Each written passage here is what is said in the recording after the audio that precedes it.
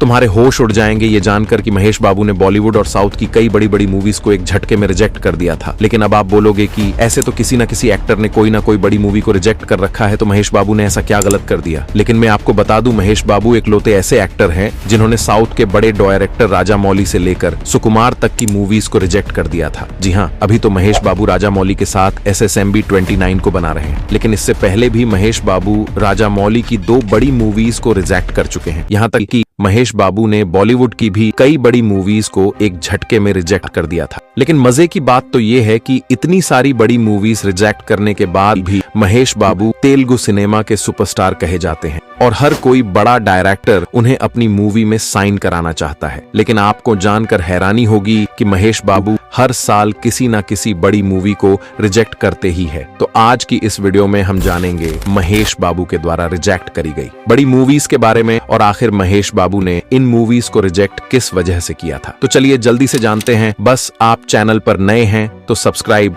जरूर से कर लेना। तो सबसे पहले हम बात करेंगे महेश बाबू के द्वारा रिजेक्ट की गई पुरानी मूवीज। मतलब जब महेश बाबू फिल्मों में नए नए आए थे उस टाइम पर उन्होंने किन किन बड़ी मूवीज को रिजेक्ट किया था, और इसके बाद आज के टाइम में महेश बाबू ने किन किन बड़ी मूवीज को रिजेक्ट किया है। सबसे पहले आती हैं साल 2004 में रिलीज हुई वर्षम, जिसके लीड रोल में प्रभास और त्रिशा कृष्णा ने काम किया था। वर्षम उस साल साउथ की सबसे बड़ी हिट फिल्मों में शामिल हुई थी, क्योंकि मात्र 8 करोड़ के बजट में बनी वर्षम मूवी ने 25 करोड़ की ताबड़तोड़ कमाई करके एक ब्लॉकबस्टर फिल्म साबित हुई थी। लेकिन आपको जानकर हैरानी होगी कि प्रभास से पहले वर्षम मूवी महेश बाबू को ऑफर की गई थी, लेकिन महेश बाबू उस टाइम लिमिटेड मूवीज ही करते थे, इसलिए उन्होंने इस मूवी के लिए मना कर दिया और फिर सेकंड चॉइस के तौर पर ये मूवी प्रभास को मिली और प्रभास के करियर की पहली ब्लॉकबस्टर मूवी बनी थी। और शायद यही वजह रही थी कि वर्षम मूवी का हिंदी रीमेक बनाया गया था पूरे 14 साल के बाद बागी के नाम से, जिसके लीड रोल में टाइगर श्रॉफ ने काम किया था। तो महेश बाबू द्वारा रिजेक्ट की गई अगली मूवी का नाम है गजनी,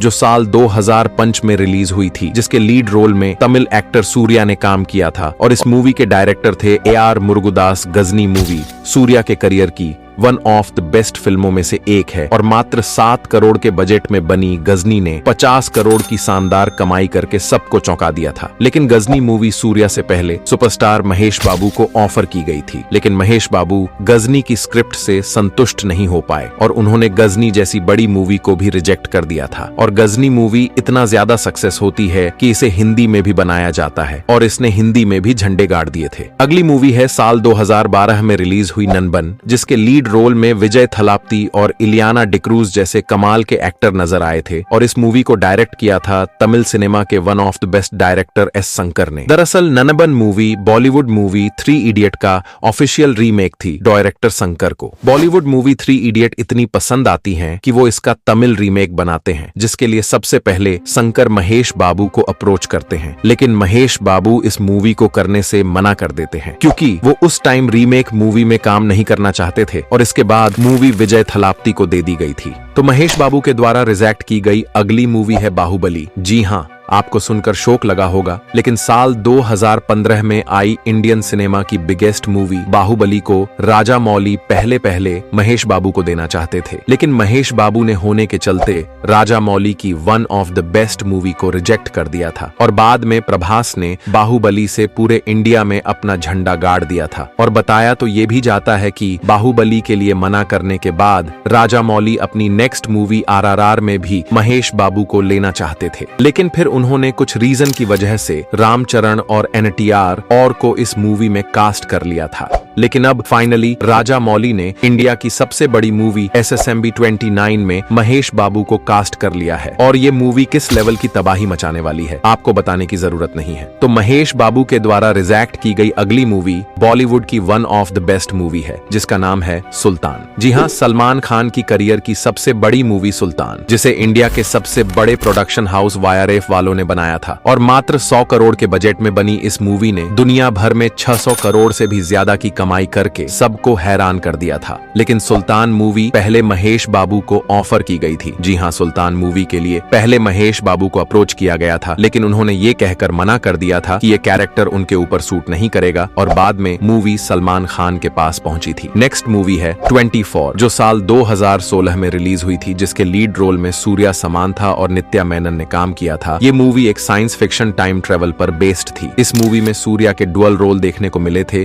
जहां एक रोल में वो पॉजिटिव और दूसरे में नेगेटिव रोल में नजर आए थे। लेकिन क्या आप जानते हैं कि सूर्या की सेकंड मूवी है जिसे महेश बाबू को ऑफर किया गया था? जी हाँ, 24 मूवी के लिए पहले महेश बाबू को चुना गया था, लेकिन इस मूवी की स्क्रिप्ट उनके समझ नहीं आई और वो इस स्क्रिप्ट में कुछ चेंज भी कराना चाहते थे, जिसके कारण उन्हें ये मूवी रिजेक्ट करनी पड़ी और बाद में सूर्या ने इस मूवी में लीड रोल प्ले किया था। नेक्स्ट मूवी है सुकुमार के डायरेक्शन में बनने वाली और अल्लू अर्जुन के करियर की सबसे बड़ी मूवी पुष्पा ड्राइस। इस मूवी ने अल्लू अर्जुन को न सिर्फ पैन इंडिया स्टार बनाया, बल्कि अल्लू अर्जुन को पूरे इंडिया में जय जयकार करने वाली मूवी भी साबित हुई थी, जिसके दूसरे पार्ट ने तो बाहुबली 2 के रिकॉर्ड को भी नहीं छोड़ा। लेकिन ज्यादातर लोगों को ये पता है कि पुष्पा मूवी अल्लू अर्जुन से पहले महेश बाबू को ऑफर की गई थी, लेकिन फिर से वही सैम रीजन की मेरे पर यह कैरेक्टर सूट नहीं करेगा कहकर महेश बाबू ने पुष्पा जैसी बड़ी मूवी को भी रिजेक्ट कर दिया था। और ठीक इसी प्रकार महेश बाबू ने डायरेक्टर संदीप रेड्डी बांगा की बिगेस्ट मूवी एनिमल को भी रिजेक्ट कर दिया था। जी हाँ, रणबीर कपूर से पहले संदीप रेड्डी एनिमल मूवी महेश बाबू से कराना चाहते थे, लेकिन मूवी में इतना ज्यादा खून खराबा और कुछ गंदे सीन होंगे के चलते महेश बाबू ने इस मूवी को रिजेक्ट कर दिया और फिर संदीप रेड्डी बांगा ने इस मूवी को रणवीर कपूर के साथ बॉलीवुड में बनाने का फैसला किया और एनिमल ने बॉलीवुड में ही नहीं बल्कि पूरे इंडिया में धूम मचा दी थी और लोग इसके दूसरे पार्ट के लिए भी जोर शोर से इंतजार कर रहे हैं। तो अब बात करते हैं महेश बाबू के द्वारा रिजेक्ट की गई कुछ नई मूवीज के बारे में, जिसे सुनकर आपको शॉक्ड लग सकता है, क्योंकि ये फिल्में कोई आम फिल्में नहीं थी, बल्कि इंडिया के बड़े डायरेक्टर और इंडिया की बिग बजट मूवीज है। सबसे पहले डायरेक्टर प्रशांत नील ने महेश बाबू को अभी हाल ही में एक मूवी ऑफर की थी, जिसे वो सलार 2 और NTR 31 के बाद बनाने वाले थे, लेकिन महेश बाबू ने इस मूवी को भी रिजेक्ट कर दिया, ये बोलकर कि उन्हें इस मूवी की स्टोरी पसंद नहीं आई और अगर प्रशांत नील मेरे पास कोई दूसरी बेहतर स्टोरी लेकर आएंगे तो मैं उनके साथ जरूर काम करूंगा। अब पता नहीं महेश बाबू ने इस मूवी को रिजेक्ट क्यों कर दिया, क्योंकि प्रशांत नील के साथ आज हर कोई काम करना चाहता है। शायद KGF और सलार की तरह इस मूवी की स्टोरी भी काफी डार्क होगी, इसलिए महेश बाबू ने इस मूवी के लिए मना कर दिया होगा, क्योंकि महेश बाबू इसी रीजन की वजह से एनिमल मूवी को भी छोड़ चुके हैं। तो महेश बाबू के द्वारा रिजेक्ट की गई नेक्स्ट मूवी है रामायण। जी हाँ, बॉलीवुड डायरेक्टर नीतीश तिवारी के करियर की सबसे बड़ी मूवी रामायण, जो कि 2 पार्ट में बनने वाली है, जिसके लीड रोल में रणबीर कपूर, साई पल्लवी और यहाँ तक कि यश भी नजर आएंगे। लेकिन रणबीर कपूर से पहले ये मूवी महेश बाबू को ऑफर की गई थी। जी हाँ, रामायण मूवी में श्री राम के रोल के लिए पहले महेश बाबू को सजेस्ट किया गया था,